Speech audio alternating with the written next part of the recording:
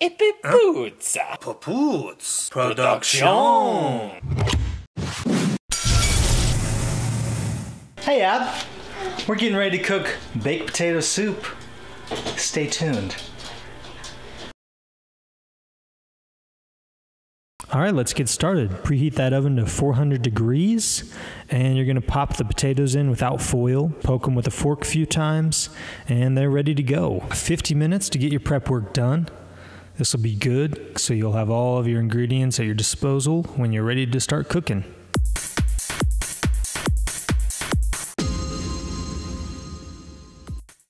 All right, get out your frying pan and start cooking that pig up. And don't forget to save a couple tablespoons of grease for cooking later on. Time to start chopping stuff. So get out your big cutting board and we'll start with a small onion. Start by chopping the ends off, then cut it in half, peel your papery layer off, and place them down on the board. Cut thin slices in 1/2. And this next part is where I show two different ways. The first way I'll show you is you go at an angle and just cut it up the whole thing. And then the second way is instead you can pull down each slice and then chop it up that way as well. The second way is probably a little easier. All right, now just grab 4 scallions and just slice them up. I usually cut the tip off first and discard, and then I go down to pretty much really low on the white part, but obviously not all the way to the root. Easy enough. All right, you're gonna do the same thing to the bacon as you did with the scallions, just gonna cut it into slices. Wham bam. Quick tip, put your spices and any other dry ingredients in separate little bowls. You can always read ahead. In this case, flour needed to be by itself, and the spices and salt could go in one together.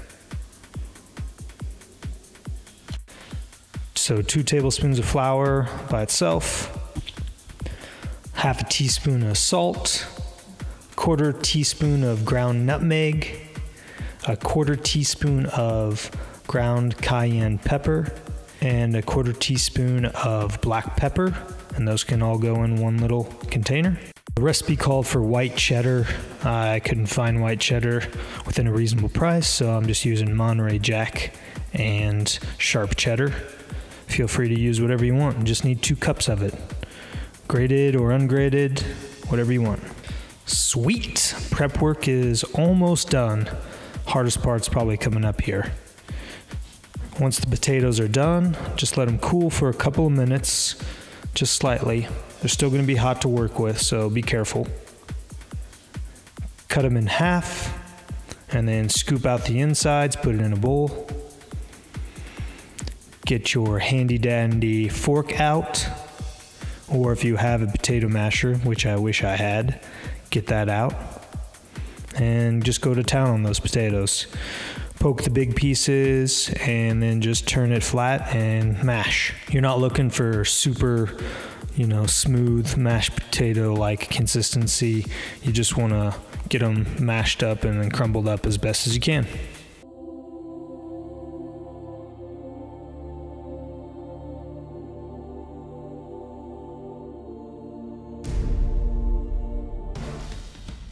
Heat a large Dutch oven or a stock pot over medium-high heat.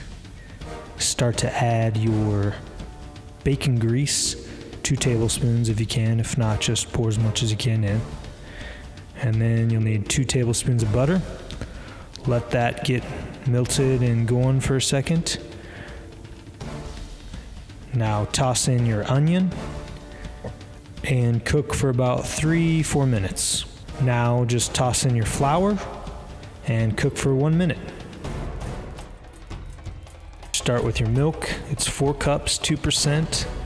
You are going to add a little at a time and whisk it in as you go. If you have a non-stick kind of black pot, don't use a wire whisk, use a wooden spoon or something instead. You don't want to scratch up your pan.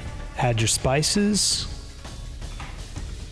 and then go ahead and add those potatoes in. And do the same thing, get everything all whisked or mixed up in there, then wait for it to boil. Once it's boiling, you're gonna turn the heat down to a simmer, and a simmer is just a really, really low boil. You'll just see a few bubbles coming up, not a whole lot. In fact, the shot I took is probably boiling a little too much. You want it a little lower than that. Let simmer for 10 minutes. Stir occasionally. All right, 10 minutes is up. You are in the home stretch. Gonna add pretty much most of your bacon and almost all of your cheese. You're just leaving some for garnish, basically. Mix it up real good, and voila, you are done. Scoop some into a bowl, however much you would like.